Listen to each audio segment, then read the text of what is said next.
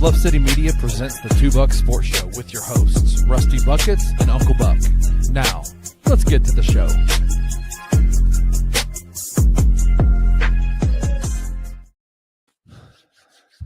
What is up? Welcome to the Tuesday edition of the Two Buck Sports Show. I think this is the first time that the Two Buck Sports Show has ever been on a Tuesday. So weren't y'all on Tuesday and Thursday day. for a while? Weren't y'all on Tuesday and Thursday, and then you went Monday, Wednesday, Friday?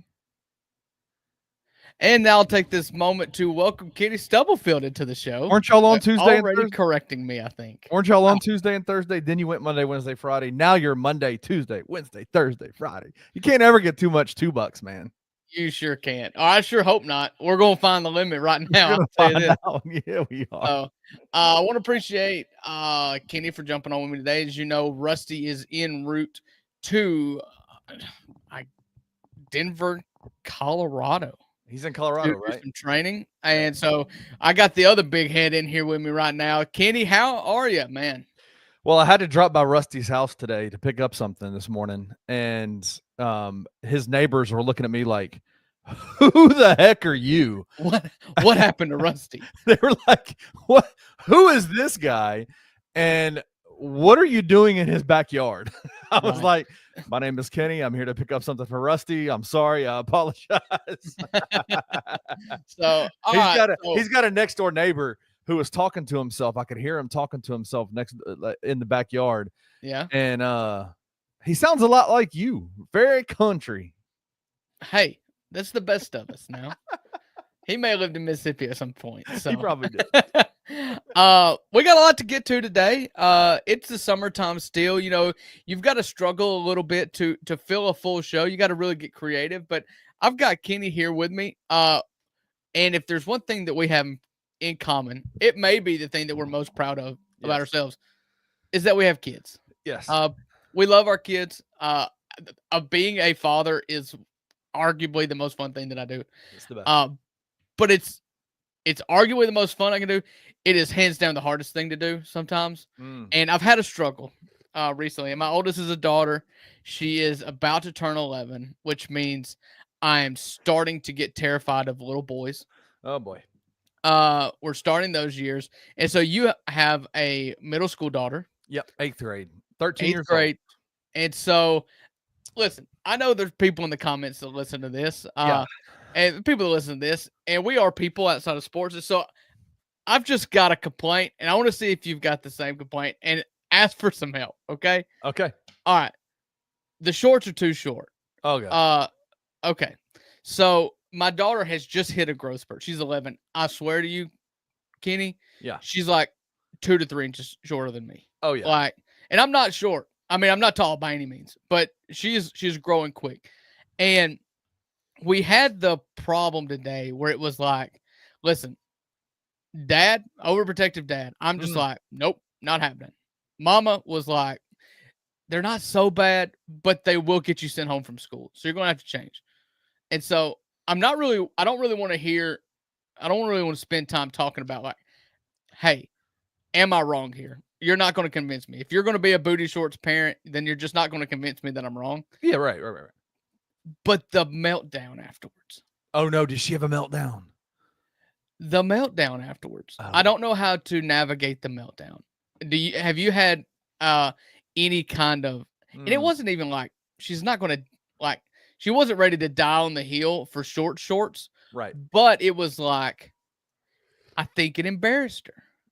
Oh, of course. 100%. And I'm just like, listen, honey, like, we are not trying to embarrass you. Yeah. We're trying to save you. So I'm scared to death of 11 and 12-year-old boys and what they're thinking about, and then the school thing. But how do you not, I guess here's my question. Do you know of a way to have a conversation with a preteen or teenage daughter that doesn't result in emotional damage? Yeah, that is literally, if you are a new parent or if you're a hopeful parent, that is literally what you just said. How do you learn to have conversations without creating emotional damage? That is literally the question I think every parent has to ask themselves all the time, right? Like that is the number one question is how do I have this conversation? How do we navigate this whole new world that we're in Right. without creating long-lasting emotional damage to your child that will ultimately end them up in a therapist office, right? Like that's or not talking to their dad or talking to their mom. Right. It is absolutely the hardest. It is a conversation. Tracy and I tell Selah all the time, we're going to screw you up. Like, I don't know what to tell you. Yeah. Like, Yeah. just we make a joke about it, right? Like, hey, Right. there's another hour on the therapy bill, you know, that kind of stuff. Like those kinds of conversations, right? Like we have those kinds of conversations with her. Selah she's 13. And so you would think 11, the differences between an 11-year-old girl and a 13-year-old girl wouldn't be that different, but they are. It is the conversations that we're having with Selah at 13 are much different than we were having at 11 years old. Right. So with Selah at 13, the conversations that we have are basically this is going to piss you off. Like there's just in a lot of ways, Drew, there's just not a lot you can do about it. Like you just have to have the conversation. I'm pretty stern in my beliefs. I believe I've got a good head on my shoulder, and I'm trying to raise her to have a good head on her shoulders. And so when I've got this gut feeling and how I was raised that something's wrong, I'm not easily dissuaded that what you were as a child are doing is wrong. However, and we're not talking. I'm not using this as a reason to beat your kids. Like I was beaten with a switch, so therefore beating is right. That's not what I'm talking about. I'm talking like morals. I'm talking about like rights and wrongs and that kind of stuff. Like I'm not going to be dissuaded really from that. But she's 11 years old. Yeah. She is very tenderhearted. Oh yeah. I love that about her. Are you tenderhearted or are you pretty tough? I'm a freaking softie, man. Yeah. And especially with my girls. It hits me hard with my girls. I'm so overprotective with my girls. My son is 8. We went to baseball practice yesterday. His first year of kid pitch, he got plunked twice, and I told him to get up, son. Get up, boy. Get up, boy. Got to start swing. If it's close, swing, because the next one may hit you. Yeah. Okay? Yeah. My daughters, I'm so very overprotective of their emotions and because I know I had 2 little sisters that had emotional damage. But I know some of that is baked in. So I guess where is the line of like, okay, this is bad. Like her crying over these shorts this morning. Yeah.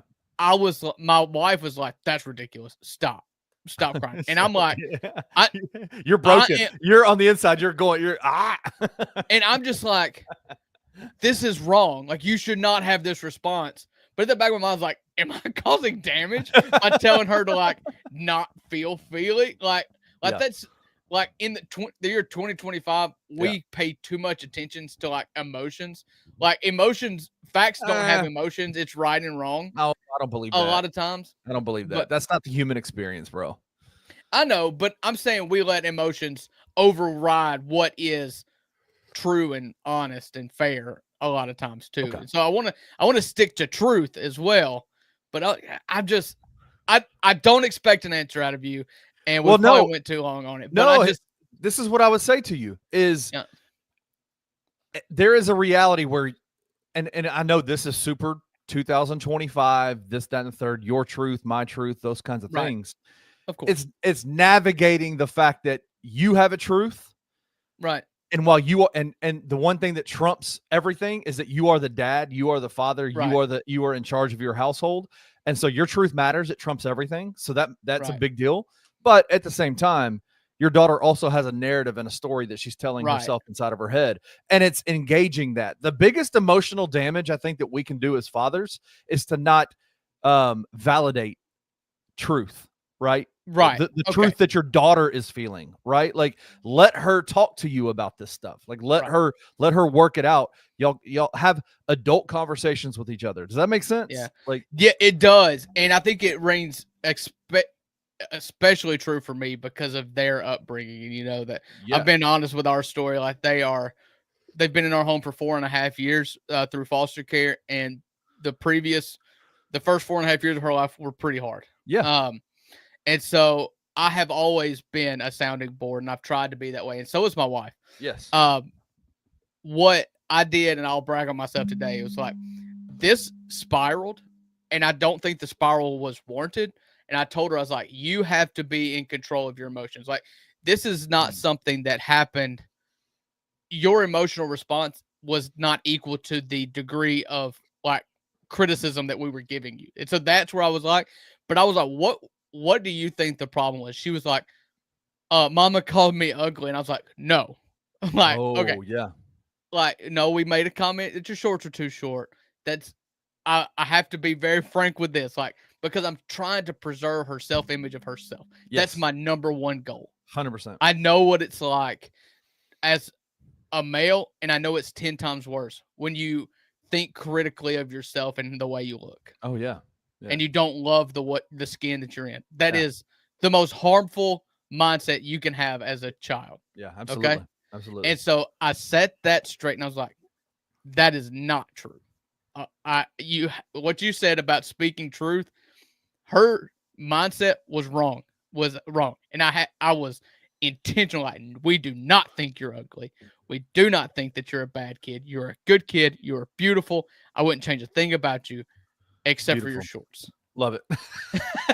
So that's a little parenting corner. I like to do that with Kenny because we have daughters, and we a lot of time like to celebrate our kids, and we don't always get to do that on like sports podcasts and stuff. Yeah, and man, I hope fun. that people get being a parent. Out of that. I love working at Bluff City Media. I love everybody that works with us, but dude, being a father is like literally the greatest. It is a piece of yourself that's walking outside of your body, and so it's like. It is the greatest role that I play in my life. Like it dominates my thoughts. So I would, if I had to choose, I would quit this so fast. I'm glad I don't. I'm glad nobody says have kids or podcast, because that person would be awful. who would make you make that choice? That's terrible. I mean, that's a real stupid bargain. Like, I know who would do that. You know? Daniel Greer would do that. Daniel Greer would make you make that choice. He's terrible. He just locks his kids in his room when it's like, if I hear you, you're out. Going down. Yeah. So, all right, that's it for Parenting Corner on this Tuesday edition of the $2 Sports Show on Bluff City Media. We're going to go to an ad real quick, and when we get back, we're going to do some NBA talk. Got a couple fun segments. I'm going to hit. He's not prepared. I'm not prepared. He's not prepared. I'm not ready. I don't know what we're talking about. But that's going to be the fun part of it. So right after this break, we're going to come back with some NBA talks. I don't know why I start this. You got the button? I got it. Yeah.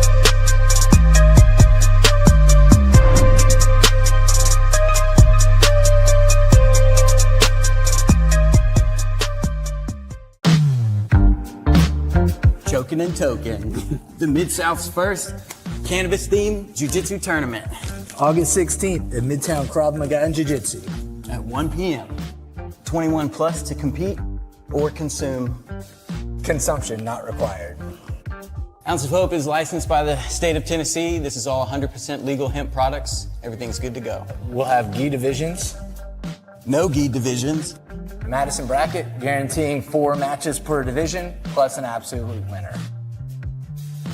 Each fighter receives an Ounce of Hope gift bag, and there's prizes for every winner. Check out the link below to sign up.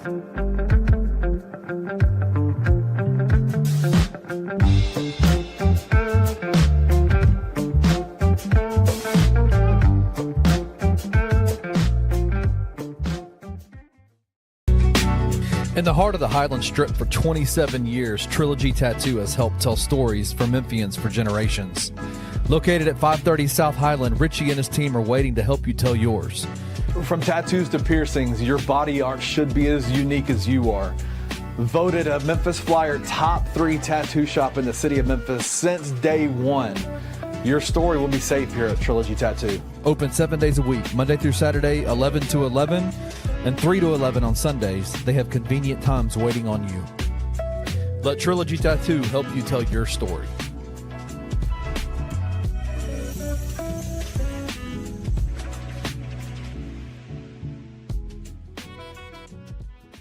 How do you think Memphis fans should respond to this year. Like, it really doesn't sit well with me, the idea of a placeholder season. I think if it's a bad season, like if it's a 6, 7, even really 8 with how bad the conference is, 8's kind of on that borderline.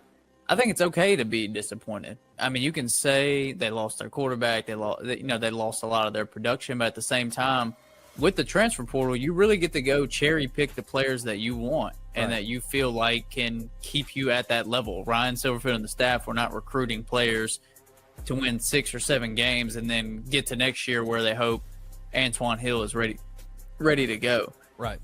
So I think the expectation still should be 8+ wins. There does have to be some understanding of it's going to take a minute to figure this out.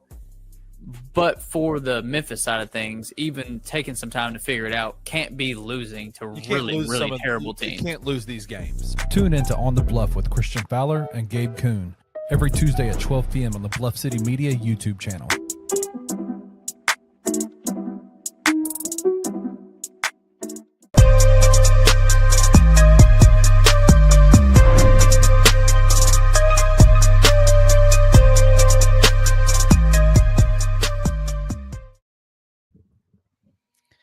Welcome back to the $2 Sports Show, a Tuesday, not the very first ever Tuesday edition of the $2 Sports Show, as I incorrectly introed this show to. I've got Kenny Stubblefield across the screen from me. Glad he's here with me as Rusty is in Denver, Colorado for a couple of days. Hey, during the break, I had a little interaction with my 13-year-old daughter through text that I thought would be funny to tell you about. She's at a dentist office right now getting her braces. She has braces. She's had them on for like 4 months now. Getting her braces whatever the word is. Yeah, tightened. Tightened. Thank you. Yeah. And this next appointment that she has is in a month. And apparently it's going to be a longer one. They got to take x-rays. They got to do all this kind of stuff. They got to do a bunch of different things. And she texted me. She says, "Hey, Father." She doesn't call me Daddy. She calls me Father. Right. She says, "Hey, Father, will you please call the dental office and schedule an appointment for next month? I'm here with Nana, and I don't want to schedule an appointment without you because I don't know your schedule." I'm telling you what, man. Like, I was like, my girl. Like, you're smart. You're thoughtful. That's thoughtful. Like, that's a heck of an assumption to make that I want to be there anyways. But I am the one that takes her every time. But so she knows, like, my schedule is very tight. And so I said, yes, I will, and thank you for being so smart. Hey, that's what you look for. If you raise kids to be thoughtful of other people, like, you can't really ask for anything else. That is the one thing that you can. The one trait that you can say, like, you're a good person if you are considerate of those around you. Yes, that's absolutely. That's Jared, my son, both my daughter and my son call me father and Tracy mother because according to my 11-year-old son, only babies call their parents mom and dad. I was like, oh God, that's not true. That's not true. I call I'm 44 and I call my mom mama. She's mama to me. Yeah, so. Mom. You know, I've gotten such a bad habit, and I don't even know if it's a bad habit. It's just is what it is. But I call my wife Mama. Did you ever do that with Tracy? I've made it a point to not do that anymore. Yes. Right. And it's because, I have young kids. And we were trying to say Mama and Daddy, and I don't want my 3-year-old calling me Drew, or her Haley. But it causes real friction when my mom and Haley are in the same room because I say Mama and they both look at me and I'm like, sorry, Mom, you are now Nana. Yeah. Haley, right. You are still Mama. There you go. You are no longer Mom to me. You are Nana. That's fun. So, that's fun. For those wondering about Rusty's well-being, which I'm sure is none of you, he has landed in Denver, Colorado. Yeah. So, hey, if you're watching, tell your neighbor I'm sorry for freaking him out earlier today. That in and out came quick. Rusty's already up 2 pounds.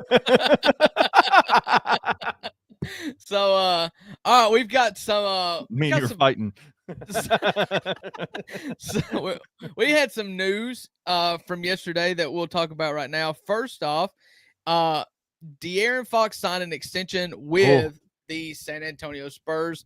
This was a max extension. Yes. It's not a super max extension. I struggle to know the difference between those, but it gets upwards of $58 million in the last year of this 4-year contract that he signed.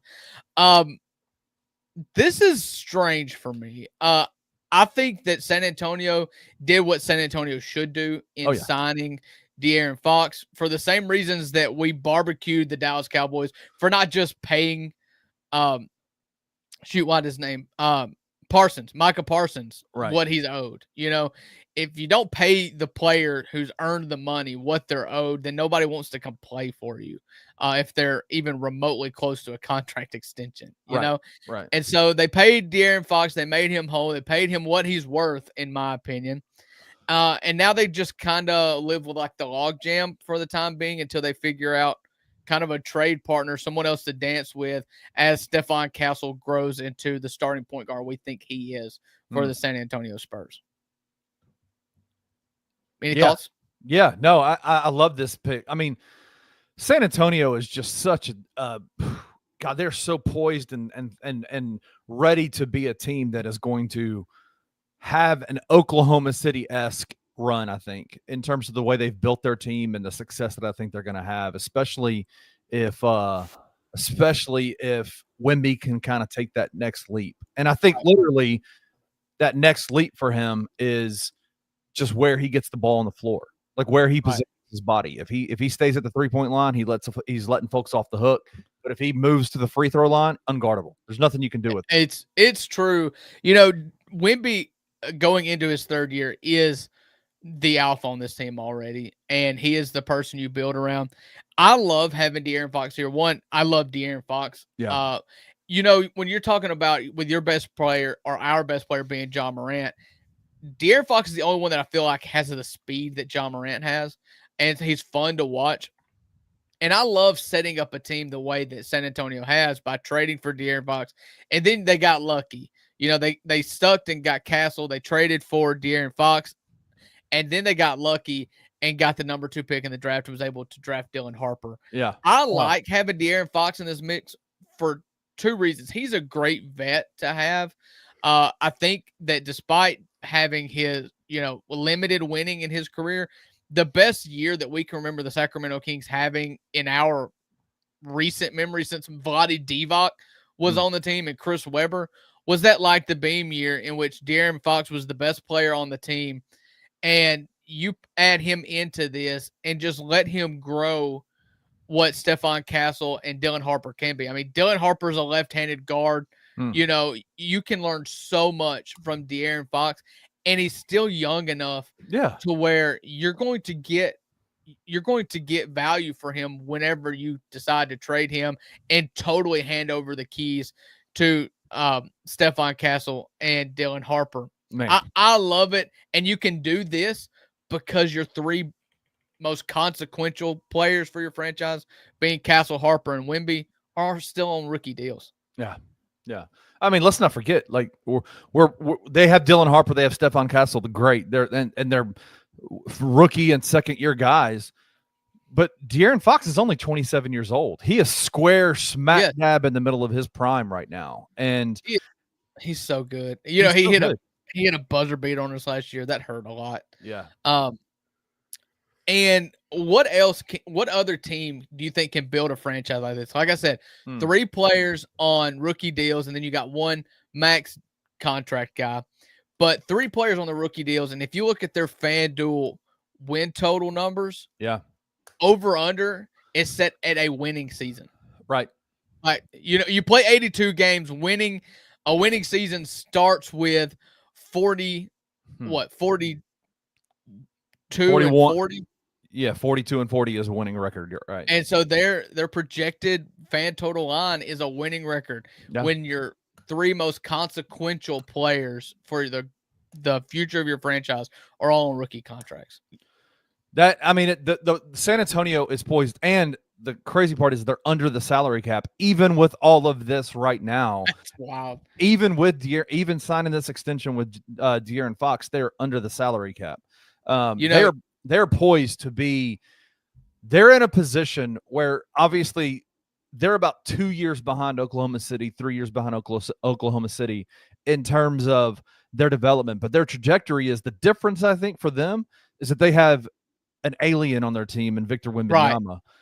As good as Shai Gilgeous-Alexander is, and I mean MVP of the regular season last year, Absolutely. fantastic superstar. Victor Wembanyama Finals MVP. Victor Wembanyama has the opportunity, the skill set, the size to revolutionize the game of basketball, to completely turn basketball on its head. And so there's just a different, like I am extremely bullish on the San Antonio Spurs, and it sucks that they're in the Grizzlies division. Like, I can't stand it. It does. I'm glad that they no longer award division champions when it comes to seedings anymore, because the Southwest Division has always just been brutal. Yeah.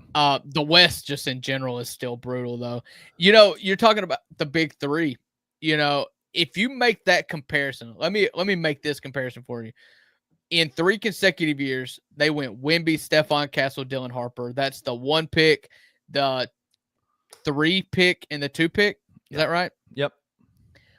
Now, these are not the same picks, but you compare that to the Grizzlies in 18, 19, 20. Right. Jaren, Ja, Dez. In 3 consecutive years, you had the best opportunity the Grizzlies had with those 3 players has already passed us, because we had to get off of Dez. With those three. That's what I'm saying. Yeah. With those 3, because you had to get off of Dez. Right. And so if you can make the playoffs, you look at the Grizzlies in the first year of the 3-headed monster, I guess, they were in the playoffs. Mm-hmm. That's when they won the play and got put out by Utah. Is that right? Yes. That would have been the first year with all 3. The second year with all 3 is when you upset Minnesota in what we would call our favorite season so far, you know, and then you get put out by the Lakers, who sandbagged their way through the season. Right. So if they follow that up and to look at the odds now, the Grizzlies are plus odds to make the playoffs according to FanDuel. Right.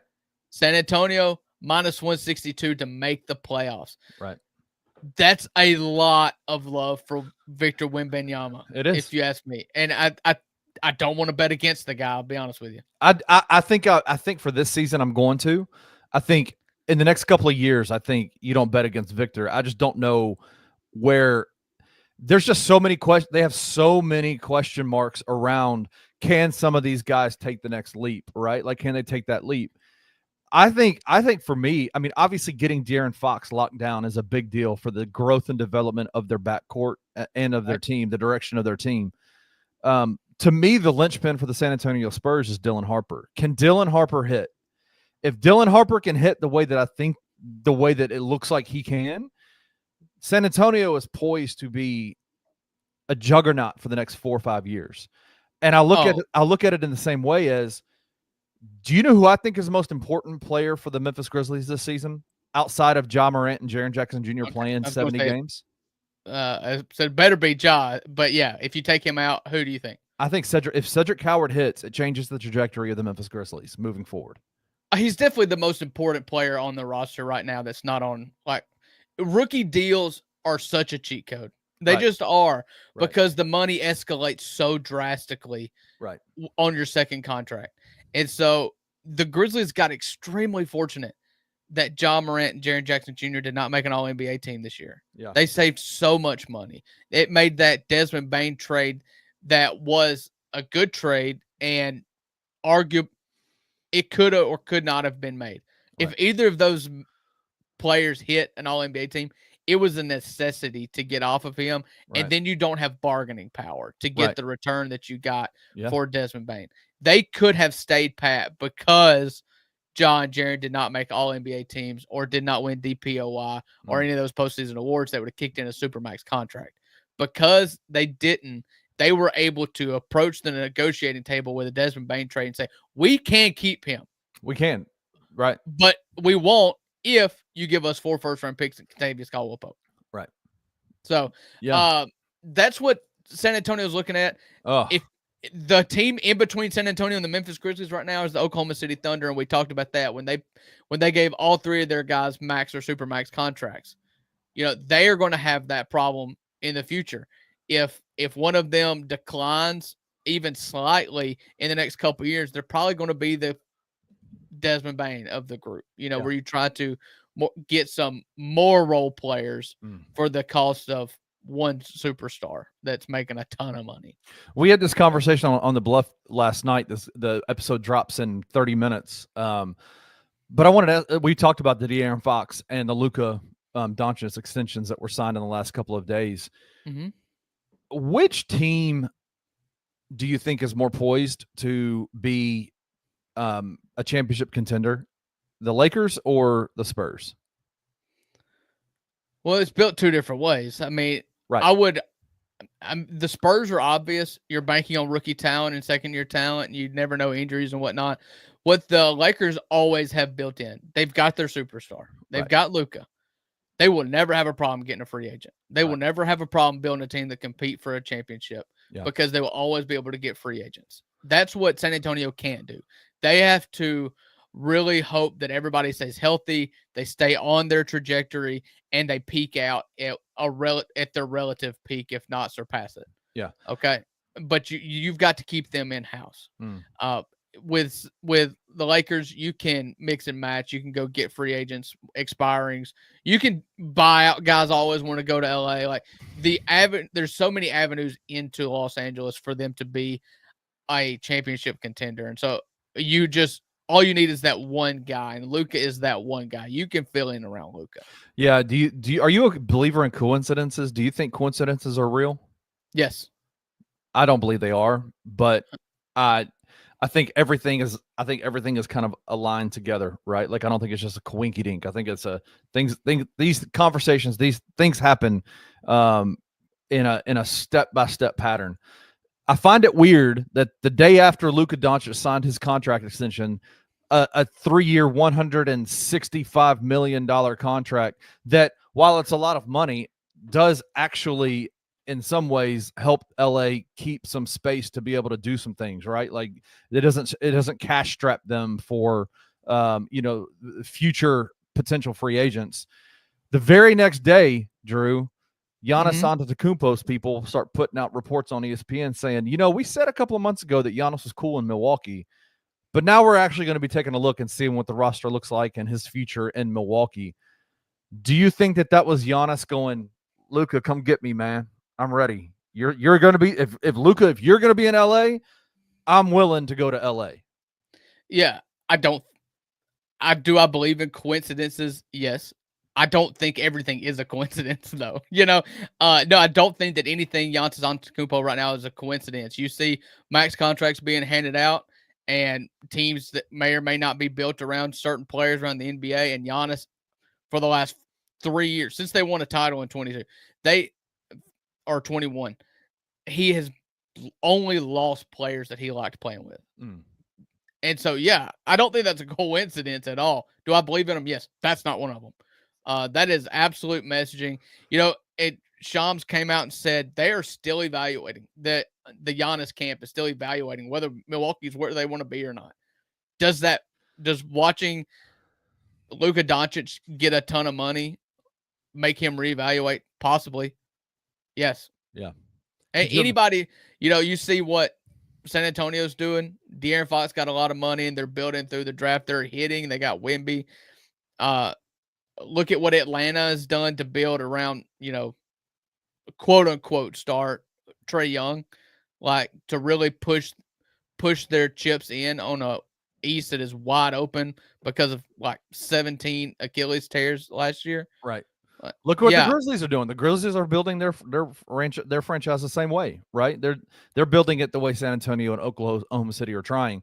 Have done it, but they just got health is all that matters for them. They just got to stay healthy.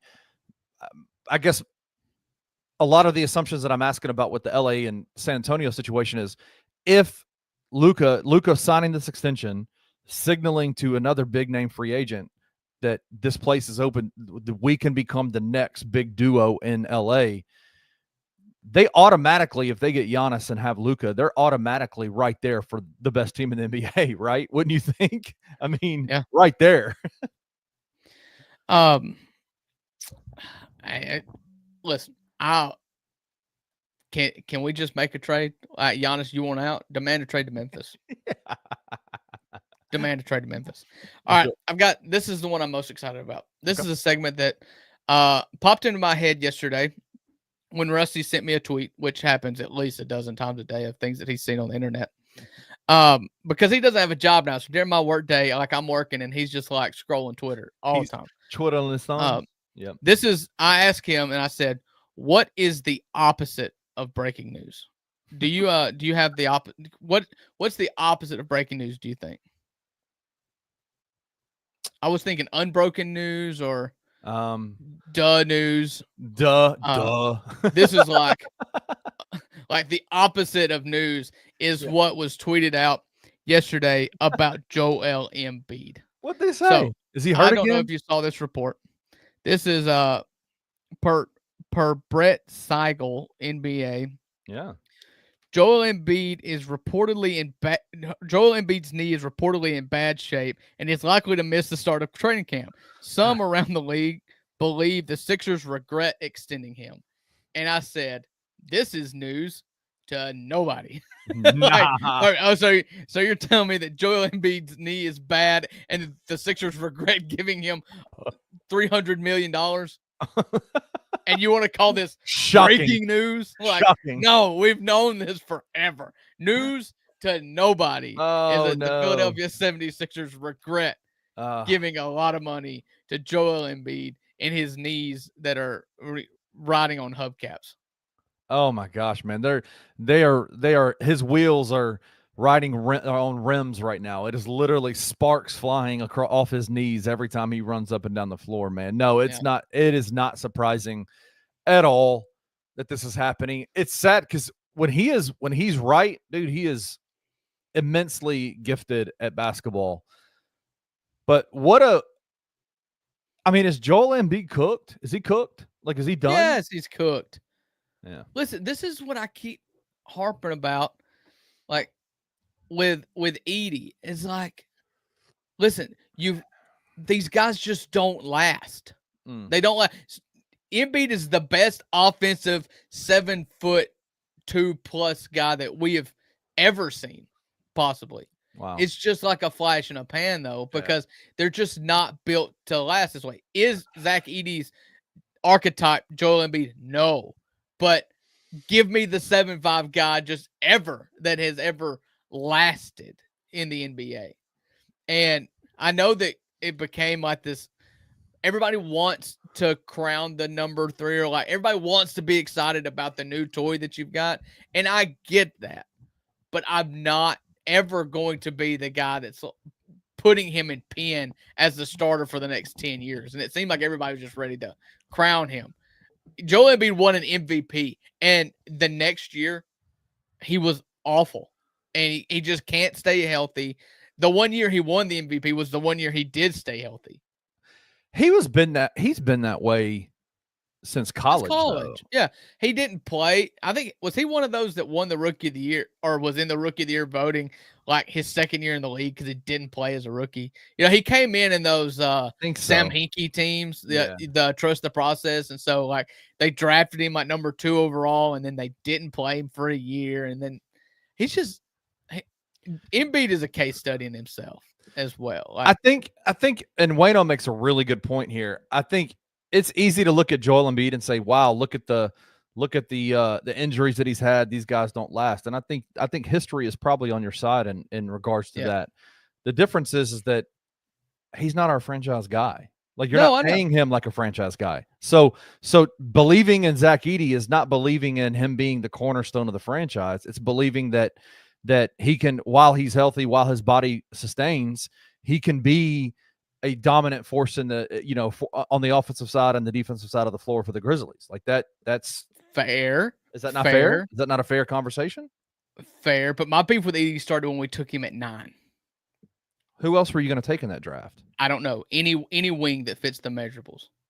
Any wing that you could hit. You look at Cedric Coward, like there are holes with Cedric Coward that could be exposed, but there was no chance to hit a home run with Edey. I think Edey was a panic move. I don't think that they wanted that. Edey was their first plan. Their first plan was Clingan. It didn't work, and they went with Edey. And I feel like Edey is severely limited compared to Donovan Clingan. And we wanted to fill a role with center to solo. It's so long. I disagree with that. I don't think Edey. I think Edey clearly has less miles on his legs. He's only played basketball for 6 years. I think he is the kind of guy that, when he's used properly, looks like a dominant force in the paint. And he wasn't used on his properly. legs. He has less miles on his legs. That's true. He's also like having ankle surgery because he can't keep them underneath his underneath him. So, you may have a newer car, but it could have a bum wheel. Oh, it definitely has a bum wheel. Listen, I don't want to make this an Edey thing. This is purely laughing at the news that breaking news. Philadelphia 76ers regret giving Joel Embiid $250 million. And if you look at the FanDuel odds for the Philadelphia 76ers, they put their win total right at 500. 41.5. Shout out to the East. Shout out to the East, right? And that's exactly what I was going to say. The win total is right at 41.5. If they have a winning season, then they go over. If they have a losing season by one game, they go under. But regardless, the odds of making the playoffs are minus 230. It doesn't even matter if you have a winning season or not. If you're in the Eastern Conference and you have the pulse, you will make the playoffs. If you have guys that deserve to be on an NBA roster, you're probably going to make the playoffs in the East. Yes, 100%. Right. So, that was just a fun piece of information. Like, I just get a kick because we are in the off season. We do make note of this a lot. Everything is news in the off season because what else are you going to talk about? But this piece of news was that the Philadelphia 76ers regret giving a lot of money to Joel Embiid, who cannot ever seem to play basketball. And when he does, it looks laborious. It looks tough. It looks like he's having a really hard time out there. Yep. And I think that's what Wayno's getting at right here. He kind of feels like Andrew Bynum. Like Andrew Bynum went to Philly after his, winning a title at LA, and you hoped that he would be great, but he's just a 7-foot-something guy that just can't hang anymore. Man, I forgot about Andrew Bynum, man. That guy. Leave it to Wayno. That dude is an encyclopedia. Wow. That's crazy. Yep. I wonder what he's doing now. What do you think Joel Embiid, Andrew Bynum, Zach Edey will do once they retire? Like, what does life look like for a 7-foot monster when you're They're not? They're going to go work in a shoe store and get paid more money than any shoe clerk has ever made because they can reach the top shelf. There you go. As somebody who worked in a shoe store, I lugged that ladder around everywhere. Hey, Joel, come on. You get the top 3 shelves, I'll get the bottom 6, okay? Yeah, we'll take care of that. So, this is fun. Just a fun topic that I saw because we are getting into the season here. We're not going to have as much college football today. We're going to hang out in the NBA, and I want to end it here. This is from Playoff Sports. I don't know if you saw it or not. Tweeted out yesterday. Wouldn't it be funny if in the NBA, no trades were announced publicly? Everything was kept in-house, and the only way that you found out if a player was traded or if your team has acquired somebody is at the starting lineup of the next game. PA. Like, can you imagine if you put this in Grizzlies? Opening night gets here, you have no idea about training camp, draft, nothing. You don't know anything that's happened with the Memphis Grizzlies. Opening night comes on, the PA announcer comes in. He says, your starting lineup for the Memphis Grizzlies: from Murray State, number 12, Ja Morant; from Michigan State, number 8, Jaren Jackson Jr.; from Washington State, Jalen Wells; and from Purdue, Zach Edey. And everybody's just waiting. It's like, and from Georgia, Kentavious Caldwell-Pope. Where's Dez? It would be like the Royal Rumble. Every beginning of every NBA season would be like that bell dinging, that 5, 4, 3, Right. 2, 1, boom, and the music would drop, and you'd be like, "Whoa, this is yeah, Right. that'd be And be you hilarious. compare that to like Houston, and it's like, oh, from Kevin Durant. Wichita State, Wow, Fred VanVleet. You get all the way, and then the very last person wow, from Texas, Kevin freaking Durant, and the place, the crowd pop is wild. And they run out because you can't be on the bench. You can't see warm-ups, okay? You've got to have a separate practice facility, and you've got to actually run it. The Grizzlies did this one year for opening day, for opening night. They did the tunnel entrance for the players. It was awesome. Yeah, I was there for that. You do the tunnel entrance, and the last player you announce. Of course, they're thinking it's probably Jalen Green. You know, he's the marquee name right now. You know, it could be believed that he's the last player announced as Jalen Green, but it's not. Oh man, It's Kevin Durant. oh my gosh. Be amazing. I mean, what an We experience. got to get Joel Embiid off the screen while we're talking about fun stuff. Yeah, Joel, you got to go, man. Get out of here. Get out of here. That would be incredible. What a movie that would be opening night. Like that would be incredible for every franchise to do that. Like, what if you had the greatest, like all the YouTube videos coming out of the greatest opening night in the history of the NBA? And oh man, The crowd shots. Were you a Game of Thrones guy? oh yeah, Okay, so you remember when Game of Thrones was coming out and everybody had these huge watch parties at the taverns oh yeah, or at home, and then you remember like these streamers would have all these videos up, and you remember the crowd reaction to like the Red Wedding, and it was by just like weeping, or when the Night King dies, it's like, and everybody's just hooting and hollering like, oh, you got him, you know, like, and it's over and the good guys win. Like that's what you could have in the stadium. The logistics would never work out, but it would be amazing. I love reaction videos on YouTube. I was watching I got into a rabbit hole of a few the other night watching the SummerSlam when your boy Seth Rollins dropped the crutches and called in the match for CM Punk, or the Money in the Bank match for CM Punk. That the reactions to that was, I mean, just reaction videos in and of itself are just so much fun. That would be a blast to watch, man. That'd be crazy. That'd be so crazy. Maybe the easier way to do this is like we just take Rusty and we put him in a box and stow him away for the summer. And then we send him to opening night. Yeah.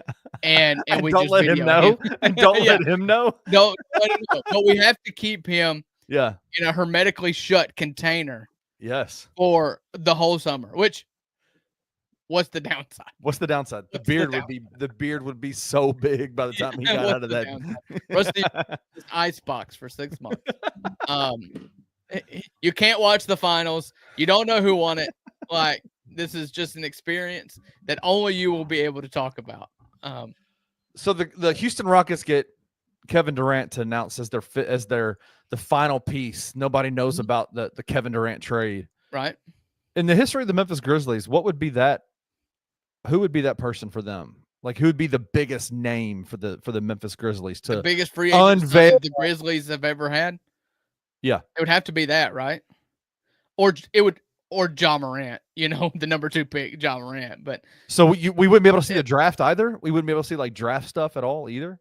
Like, no. Or is it just trade? For this thought experiment that'll never happen, you don't know anything. Oh, yeah, it'd be Ja Morant. It would be Ja. A free agent, it'd be Chandler Parsons. Yes. We revisionist history, we hate him. Okay, that happened. That signing was big, and everybody was so pumped about it. Yeah, because he was good. We had never signed a free agent before to the level of Chandler Parsons. We're an actual NBA franchise. We just paid a lot of money for a free agent. Yeah, $94 million for Chandler Parsons. It overshadowed Mike Conley's max contract that shocked the world. Yeah, Grizzlies knew Mike Conley was going to stay and take the money. It was just shocking to the rest of the world. Yeah, what the Grizzlies were not expecting was to get Chandler Parsons, the shooting guard. I mean, the small forward that can shoot and stretch the floor. We're finally going to be able to like not have wing defenders just crash down on Zebo and Mark Gasol. What we found out was that he had Joel Embiid knees. What All a right. sad, what a sad I did period not of expect Memphis to end Grizzlies this history. way. Yeah, I I can't did believe not we're gonna expect end the to. show with Chandler Parsons, man. That's great. Yeah. Well, okay, we'll do this real quick. Just real quick, bookmark this just to save to later. And I don't want to end this on a bad note. So, Yeah. one college football note, SEC odds to make the college football playoff. Texas minus 350, Oh, yeah. leading the pack. Georgia minus 265. Alabama minus 180. This is just to make the playoff. Yeah. That's the only 3 teams in negative odds. I don't think anybody really argue that. LSU being 4, would not argue that. Ole Miss is 5 plus 180. Mississippi State not listed. Shocking. What?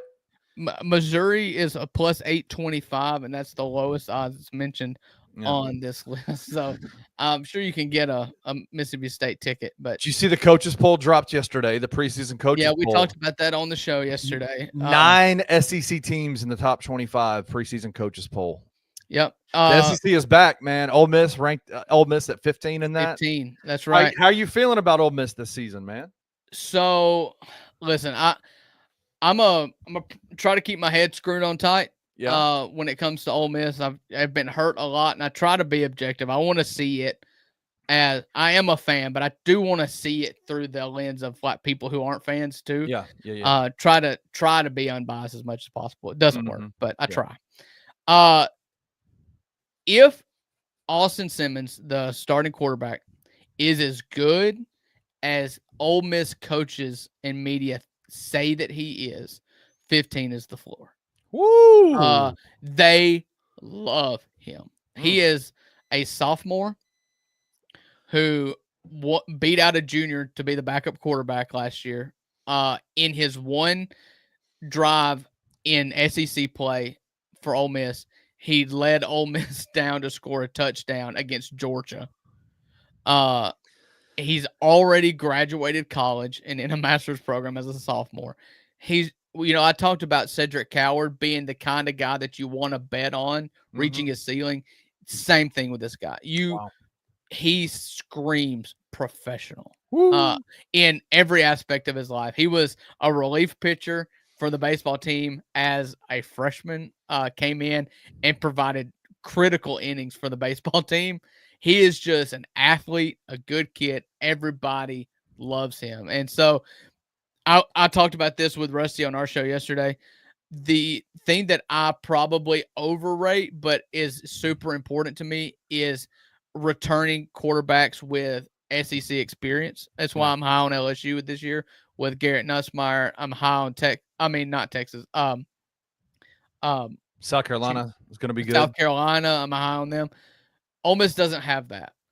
But if for that next tier, Austin Simmons is going to be really, really good. Yeah. And I trust Lane Kiffin. You've had back-to-back 10-win seasons, or an 11-win season and a 10-win season. You were right outside the playoffs. Last year, for the first ever 12-team playoff, you were just right outside. If you just take care of business, the schedule can be had to get you to 9 or 10 wins. Everything about college football right now, if you're in a power conference, is getting to 10 wins. Got to get to 10. That's all it is. 10 wins should get you in. If Ole Miss doesn't blow a game against Kentucky at noon in October, they're in the playoff. They beat Georgia at home. This year they go to Georgia. You don't play Alabama. You don't play Auburn. You don't play Tennessee. You go beat LSU. LSU's at home. The path is there. It starts with Austin Simmons, and I would be a lot more measured if everything that the coaches and the media say out of Oxford, Mississippi, isn't that he is just an absolute stud. Jared said in the comment section, he said there's going to be one game this season that's going to make you want to jump off a cliff. Have you looked at the schedule yet? Which game will that be, do you think? Listen, if history says anything, it's like Arkansas or Kentucky. You know, I do like the way you get them early. You get them early, though. You get Kentucky and Arkansas back to back. I love the way Ole Miss's schedule sets up. Last year and for the last couple of years, Ole Miss has done all 4 of their non-conference games weeks 1 through 4. You have 8 straight SEC games. That's not Mm. how it's set up this year. Ole Miss was the victim of a big head when they went to Lexington, Kentucky last year in week 5. Yeah. They'd beaten the brakes off of every single nobody. And Kentucky had struggled, and Kentucky just popped them in the mouth, and they did not have enough. They were not level-headed enough to waver the storm. They never could get on top again. I like playing. I believe it's Kentucky in week 2 and Week Arkansas 2, in week Arkansas 4, week 3. week 3, and then you've got a bye week before You got for- Washington State. You got bye you week got before. Washington State. You picked up Washington State because USC backed out of their home and home Southern Cal. So the schedule goes Georgia State week 1, Kentucky week Yep. 2, Arkansas week 3, Tulane week 4, LSU week 5, bye week, Washington State, Georgia, Oklahoma, South Carolina, Citadel, Florida, Mississippi State. Bye before Mississippi State, I believe. I think you got a bye before the Egg Bowl. That's right, you do. So you have two. Yeah. You Uh, have 2 buys. Yeah. So you look at that. Obviously, a lot of people are going to circle that Ole Miss South Carolina game. I think that's It's fair. gonna be tough. Lenore Sellers is the hot pick this year. South Carolina is the hot pick. They ended the season just with Ole Miss, just right on the outside. Except Ole Miss beat South Carolina like a freaking drum last year. I mean, just torched them. You know, they were mad after they lost to Kentucky. So, I think I know what the week that could be a scary week. I think it's before the LSU game. Y'all are playing Tulane in Oxford. That helps. But Tulane is going to be good, man. Tulane is going to be good. I believe in John Sumrall more than I believe in any Group of 5 head coach ever. Maybe I was terrified that John Sumrall was going to get the Mississippi State job. Right. I believe in him as a program builder. I think he does everything a more traditional, long-term, built-to-last kind of way. Yeah. And maybe this is, I will eat these words for sure, but I believe Ole Miss at the time right now in going into year, I guess this would be year 5 of Kiffin. I hope that we're past Yes. losing games against non-Power 5 teams. Yes. That's what that should be your. This team at year 5 of Kiffin is not the same team that Freeze had in year 5, where they would go. I just don't feel like Ole Miss would go and lose to a game like Tulane or Memphis like Hugh Freeze did. Okay. Famous last words. They Famous could. last words, I know. They could. I right. I believe in the professionalism on this that this staff has versus the Freeze staff, and if there's anything he wasn't, it was professional. Yeah. Shout out to Ole Miss, man. It's going to be a big year for them, I think. And thoughts and prayers for Jared. If you want to pull up that Arkansas schedule, it is freaking awful. Let me see. It is freaking awful. Is it bad? It is so bad. I think they play Tennessee. I think they play Alabama. I think they may play Georgia. I mean, it is their non-conference schedule is hard. Ole Miss week 3, Memphis week 4, Notre Dame week 5, Yeah. Tennessee week 6, A&M week 7, Auburn, State, LSU, Texas, Missouri. Jesus. Yeah, so it's not as bad as I thought, but non-conference of Notre Dame is pretty rough. Considering Notre Dame just won a college football playoff game for the first time ever. So Jared said, I'm worried Arkansas is losing to Memphis early in the season. Most people don't know what to do with Memphis this year. Memphis has 2 starters coming back from their both defense and offense from last year. They have 2 starters. I And think this is a lot about Silverfield that they are getting the love that they're getting. I think so too. Yeah. They are, I think in the coaches poll, they're ranked 34th. They're the second highest ranked non-Power 4 conference or non-Power 4 school behind Boise State. Yeah. But FanDuel has them 5th in the conference in the American Conference this year. So nobody knows. If you want to bet on Memphis, go to FanDuel and bet on Memphis. They have Memphis 5th in the conference this year to finish 5th in the American Conference this year, but the coaches poll has them ranked 34th, second behind Boise State as a G5 school. And it's just a sign to me that most folks just don't know what to do with this Memphis team this year. They're replacing everybody. So all right, I made a joke on Twitter yesterday. the graphic that says receiving votes that they tweeted out, super lame, right? Lame. I was like, Lame. almost top 25. Like, celebrate being in the top 25. I don't think I would celebrate getting votes. Okay. Being in the parentheses at the end of the poll. Yeah. Why are we, Like, are we oh, sorry, celebrating that? I need my magnifying. They got shampoo letters for anybody Right. listening to yesterday's $2 Sports Show. They've If got you- shampoo font in Memphis and shampoo font. If you have to take your scrolling button on your mouse and go like this to make it go bigger so you can see where your team is ranked, don't graphic that thing, man. Like, that's not what we're about here. We received votes, guys. Hey. So, all right, that's going to do it for today's episode of the $2 Sports Show. Thank you to Kenny for joining on with us. Thankful Rusty made it to Denver safe. Maybe he'll make it back safely on Thursday. Thank you for everybody who joined us. We will be back tomorrow at 11 o'clock, same time. Am I back tomorrow? Am I back tomorrow? I don't know. We'll see Or how you got behave. somebody else? Let me check the comments and see how you Yeah. were received by the people. Go get Jared. Get Jared on the show with you. Let Jared come on with you. So we will be back tomorrow with the $2 Sports Show. We have a show on right now. On the Bluff is live right now on Bluff City Media as well. So just hop on over to On the Bluff. You got Anthony Sane tomorrow. Anthony Sane today at 2 o'clock. Lots of fun stuff. Don't even get off the channel. Stay right here. Stay in the comments.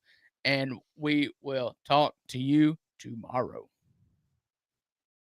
Thank you for tuning into this episode of the $2 Sports Show. If you enjoyed this episode, subscribe to Bluff City Media's YouTube page, like this video, and leave a comment. We will see you back here in a few days.